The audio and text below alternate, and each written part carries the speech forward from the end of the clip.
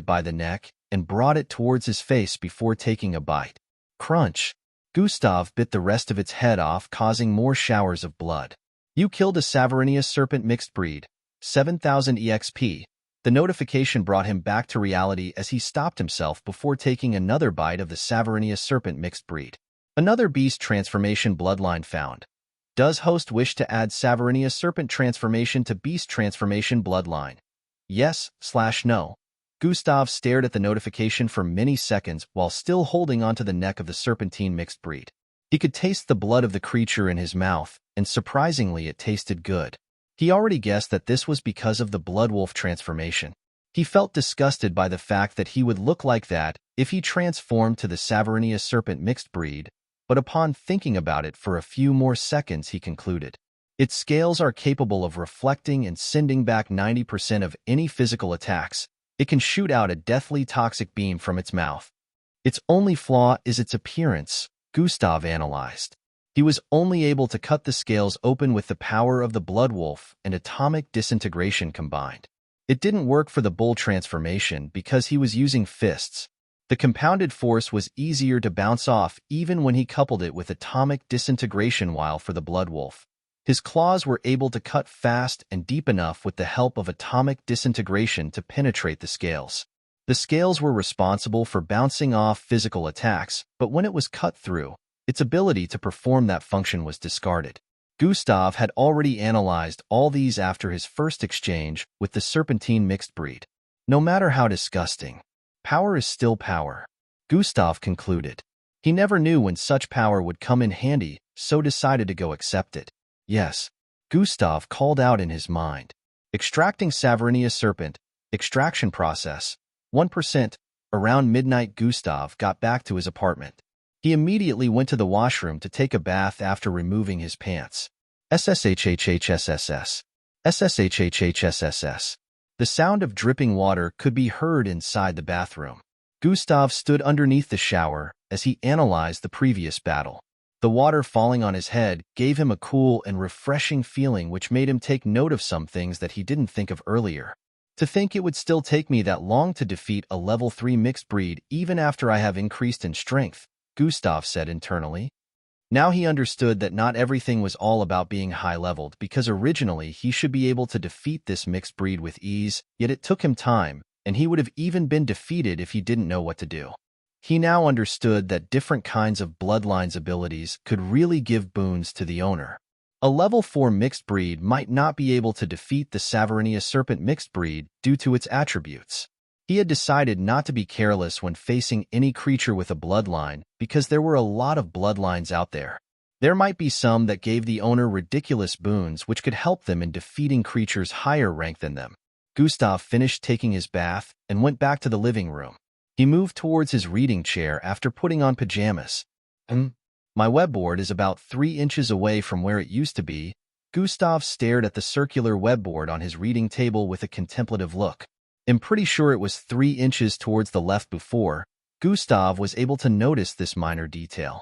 He suddenly became cautious and started checking around his apartment. He checked every part of his room, bathroom, toilet, kitchen, etc. After checking everywhere and seeing nothing else looking suspicious, Gustav moved back to his living room. Maybe I'm just imagining it. Gustav held his chin as his suspicion eased up a bit. The security measures of this area is pretty bad, so maybe I should put personal security measures in place. The next day, Gustav woke up by his usual time. He finished preparing and headed for school with Angie. Of course, Angie kept questioning him about the night before and whether he even left his apartment. She knocked severally and stood in front of his apartment till around 11 in the night before her mother called her to come back to the apartment. Gustav only told her he left for his work earlier, and she didn't need to bother about it. Gustav didn't even mention anything about killing another mixed breed. He decided it was better kept under the wraps, but he also figured Angie's father should receive a report. Angie kept staring at him weirdly inside the bus, thinking he was telling a lie, but after seeing the serious expression on his face, she didn't know what to believe. Should I tell him? I heard sounds coming from inside his apartment yesterday night? Angie wondered internally. She didn't get enough time to ponder about it before they got to their destination. Gustav wasted no time in getting off the bus and bidding farewell to Angie. Angie decided to throw it to the back of her mind and head towards school. They'll argue about this with him later. The school was pretty much lively today, but boring to Gustav. All of his classmates were excited about the upcoming exchange event. Some perverted guys were already thinking about how they would get hookups with girls from the other schools. It was a 3-day event, which meant accommodations would be put in place. Also, in their free time, they would be able to mess around and do whatever they liked. Gustav only shared their enthusiasm for the event because he was going to be traveling past the border. Oh, I forgot to ask Angie if their school was also invited. Gustav remembered this and decided to ask Angie later. The day went by uneventful again, but Gustav was already plotting something internally. Just like that, another 3 days had gone by and it was Monday again. During this time, the wariness Gustav felt when he entered his apartment the other day had faded away. But even with that, he still decided to install security protocols in his apartment. Gustav was walking towards his apartment from the stall with 2 boxes in his hands. Miss Amy gave him a free day because of the security protocols he wanted to install in his apartment. He got to a corner in the 2nd Street and was about to turn left when he suddenly felt a sense of dread. He paused and looked left and right repeatedly but couldn't see anything around him. He turned around. Still, there was nothing. Just as he wanted to step forward, thinking it was a misinterpretation of his perception. "Don't move, kid." He heard a voice behind him.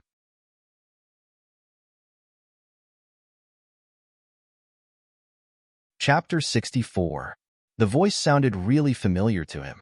The person had appeared behind him almost in an instant. Gustav's face darkened. "I didn't even sense his approach, even though he's within my range of perception. For your own good, you shouldn't move." The person spoke again. "This is the same guy from the forest?"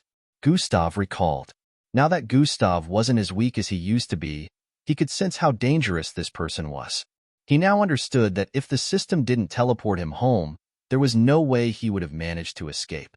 Sprint has been activated. Gustav wasted no time in activating Sprint. He didn't have to think twice about it. All his senses were telling him right now was run. Gustav crossed over 150 feet in one movement after taking a step forward. Wind blew fiercely as his figure streaked across the street. Instead of running towards the neighborhood, he was running towards where he was coming from. Gustav turned his neck around to look back as he crossed the 200 feet. Immediately after turning around saw a palm covering his entire line of sight. This time I won't mess around with you. The voice sounded out again as Gustav's vision was blocked completely. Grab. It was way too fast for him. Even though he was currently using sprint, this person was like 10 times faster. Before Gustav could even react to the grip, his body was lifted in the air. Don't blame me for doing this. You're a disobedient kid. Those words drifted into his ears before he suddenly felt his body descend with speed. Bang! His head slammed into a very hard surface, causing him to pass out immediately. The person who had done the deed grabbed Gustav by the head and lifted him. On the street, a man in a tight-fitted black bodysuit and a half-green mask could be seen lifting a boy off the ground. The ground had cracks across the surface, and a small pool of blood could be seen in the middle of the cracks. The man was currently holding onto Gustav, who had blood smeared all over his face, and blood kept streaming down his head. His eyes were closed and his arms were stationed on both sides of his body without making any movements. It was obvious that he had passed out. Did I use too much power? He passed out pretty quickly, the man said internally as he stared at Gustav while still lifting him above the ground. He was really feeling a sense of urgency and wanted to get things done as quickly as possible. Well, fix him with healing meds.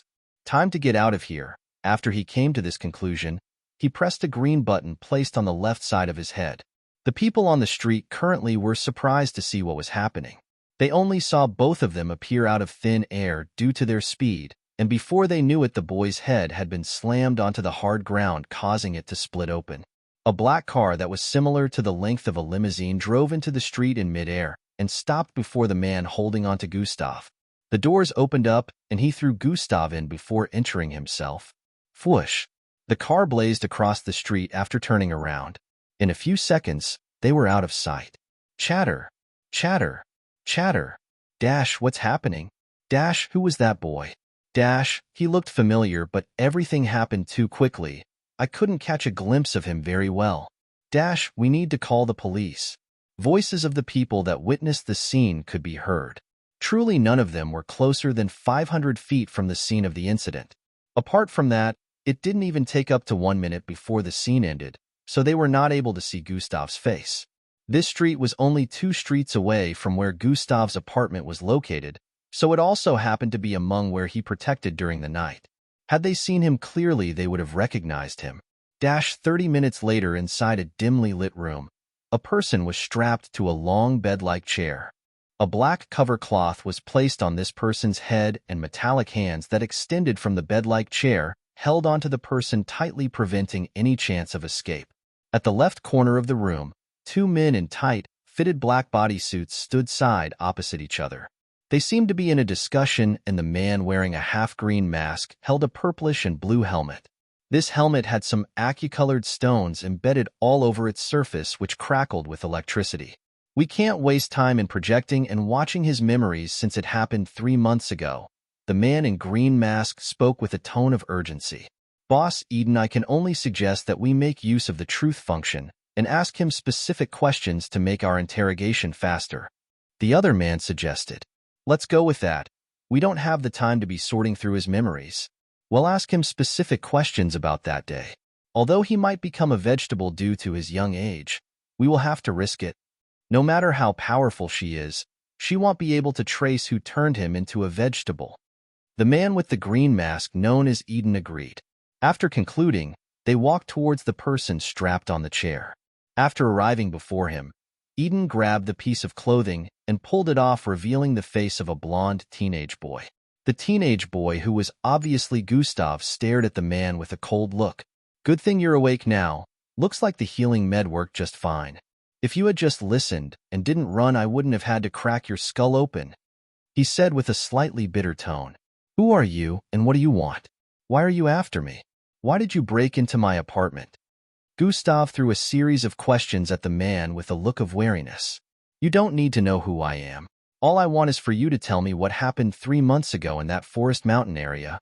I'm sure you already remember me from that day.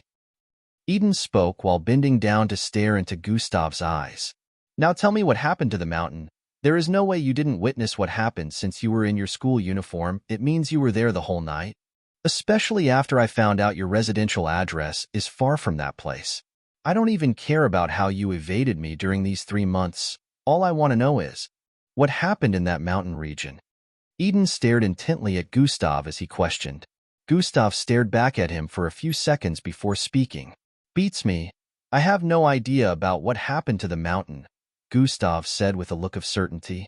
Why kidnap me when you should be calling a neurologist to investigate? Gustav asked with an irritated expression. Oh, you're not meant to answer until after wearing this, Eden replied while raising the helmet. What is that? Gustav suddenly became wary upon seeing the helmet cackling with electricity at the top.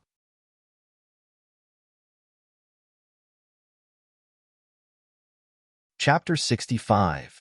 Oh, this is something that will help you in spouting the truth. Eden pushed the helmet towards Gustav's head and tried to put it on for him. I won't let you. Gustav shifted his head towards the side, causing the helmet to be placed on his neck. Behave yourself. I don't have the time to mess around, Eden shouted out and shifted the helmet towards Gustav, who was still moving his head around trying to dodge it. Grab. Eden grabbed Gustav's chin with his left hand and forcefully held his head in place before placing the helmet on his head. NH. Nhuro. GRHH. Gustav muttered some incoherent words while trying to move his head, but it was to no avail. The grip was so powerful that he could hardly make noises. He could already tell what the function of the helmet was, but he was powerless to try and stop it. No, no, no, no, no, no. Gustav kept screaming inwardly. He didn't want the secret of the system to be exposed, but he wasn't strong enough. This was the brain tweak device, and one of its functions was to force a person to answer truthfully to any questions asked. Even if he decided to transform, he wouldn't be able to break through the bonds holding him down. Even if he could break through, the man in front of him was more powerful than he was, and that would also reveal his ability. Activate it, Eden said to the man beside him. The man nodded and clicked on a button behind the helmet. Crackle, crackle, crackle. The electric sparks on the helmet grew in number and size, causing Gustav's eyes to widen in pain. In a few seconds, his eyes turned listless. Eden stared at Gustav's expression, which looked like he was awake, but also asleep. The brain tweak device is currently functioning, the man beside him stated. What is your name? Eden asked. I am Gustav Oslov, Gustav answered like a robot. He looked like a puppet at this moment. Good, it works with no issue. That's the brat's full name, the man beside him confirmed. Now tell me what happened in that mountainside 3 months ago. Tell me what happened from your time of arrival in that forest, Eden commanded. Gustav, whose eyes still looked like that of a lifeless puppet, started speaking. On that day, I went to the forest to go commit suicide. In the neighborhood, more than 30 minutes had gone by, and people were still talking about what happened. Angie was walking across that particular street, trying to trace Gustav. She had been waiting for Gustav to arrive since she saw him leaving his apartment earlier. Since he said he was going to get some things at the stall that was only 3 streets away, she expected him to have arrived by now. She noticed the people outside their houses talking to some cops. Why are the cops here? She wondered as she moved closer to check out what was going on. So you can't describe the face of this person? Officer, not only were we distant from the scene, but they were also moving too fast for us to see their figures properly, and when they stopped moving, a car arrived instantly to pick up the kidnapper and the boy. Angie could hear the discussion between the police officer and one of the people in the neighborhood who witnessed the crime. Kidnapper? Angie moved closer to listen properly. So from his figure, you could tell that it was a kid. Yes, officer. The boy that was taken away was certainly a teenager. And from their movements, the boy included, they are mixed bloods? They are definitely mixed bloods. The boy also suddenly appeared just like the man, so it's very obvious that the both of them are mixed bloods. At this point, Angie was already starting to have a bad feeling in her heart. She kept listening, feeling like some important information was coming next. So there's no way to identify this boy? Officer, if you were here when it happened, you will understand what I mean. Their figures were practically blurred due to their speed. With the way the situation is, we might not be able to do anything since we can't get a single form of description. Officer, if I remember correctly. Although they moved quite fast, I'm sure the boy had blonde hair. Yes, Blonde hair. They moved about quite fast, but I could at least point out that color. Immediately after, Angie heard that her mind froze. Blonde hair? Although it could be another person, since having blonde hair wasn't exclusive to a single person, but Angie knew that only one person in this neighborhood had blonde hair, and was also a mixed blood that surpassed her in the speed she had always been proud of. She started panicking. Oh my God, what do I do? She didn't try to go meet the police because she knew that in this situation they wouldn't be able to do much or do anything at all. The cops around here were weaker than Gustav, so for him to be taken meant there were stronger forces at work here. She kept thinking of who she could go meet. She suddenly remembered something. He always headed for the Gammy dojo after school to train with his teacher. She's the only one I can go meet. Angie remembered asking Gustav why he never came home with her. At first, he didn't want to tell her, but after she disturbed him for an answer repeatedly, he finally gave in and told her about the dojo. Angie quickly sped off towards the nearest bus station to hitch a ride. This was the first time she was feeling so tensed. She didn't know if she would be allowed to enter into the dojo, but she had no choice but to try. 5 minutes later, Angie alighted from the bus, and ahead of her was a huge 700 floors story building. She quickly ran towards it. The 4 bulky men in front of the entrance noticed her and called out to her to stop running. Angie paused her steps in front of them and politely asked for permission to go in. Young girl, I don't know who you are and where you have come from, so I will explain to you. This is the Octavia Group business building. Without proper identification, you can't get in. Please, it's an emergency. I just need to inform a teacher here about her student. Angie pleaded. I'm sorry, but I cannot let you in. Call that teacher on your communication device. I don't have any means of contacting her. Please let me in. It's urgent. Angie kept begging, but the guards wouldn't listen to her. They asked her to leave, but she didn't comply. She kept begging and shouting. Her voice even attracted the people within the vicinity. Some of them that were coming out from the building had looks of disgust and suggested for her to be thrown far from the premises. Even with the looks of contempt and disgust, Angie kept begging. The guards couldn't take it anymore. One of them moved forward to grab her when a voice was heard from behind. Falco, what's happening? A smooth feminine voice made him pause. The guards turned around and noticed the lady in red walking out of the building. Young miss, the guards bowed slightly to her as she walked over. You're tuning in to the Warrior Lore YouTube channel. Don't forget to subscribe and join us on this journey to catch the most captivating stories.